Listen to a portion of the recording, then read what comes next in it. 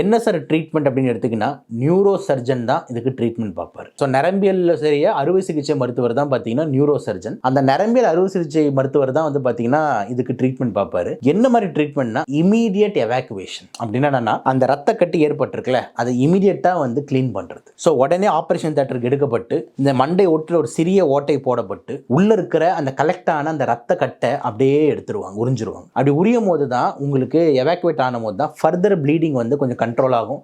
Same time அவன் ப்ரெஷரும் குறையும். இதை தாண்டி வேற என்ன பண்ணுவாங்க அப்படின்னா மூளையோட ப்ரெஷர் அதிகமாகாம பார்த்துப்பாங்க. அப்போ அந்த செரிப்ரல் எடிமா ப்ரிவென்டிவ் மெஷர்ஸ் அப்படின்னு ஒன்று சொல்லுவோம் மெடிக்கல் டேர்ம்ல. இதெல்லாம் படுத்தி அவங்க ப்ரெஷர் இன்னும் ஏறாம பார்த்துக்கிறது. இது எல்லாமே இந்த எக்ஸ்ட்ரா டியூரல் ஹெமரேஜ் ஹெமட்டோமாவோட முக்கியமான ட்ரீட்மெண்ட்டா இருக்கு. என்ன சார் ஆகும் இந்த ட்ரீட் பண்ணா முட்டா அப்படின்ற மாதிரி இருந்தோம்னா அவனோட சுயநலவு கம்மியாயிட்டே போய் கோமாக்கு போகலாம், சுயநலவு கம்மியாயிட்டே போய் ஆள் இறக்கலாம், தலையில இருக்கிற ப்ரெஷர் ரொம்ப அதிகமாகி சடனாக ஹார்ட்டுக்கு ஏதாவது ப்ராப்ளம் வரலாம். இந்த மாதிரி பல்வேறு பிரச்சனைகள்ல போறதுக்கு வாய்ப்பு இருக்கு.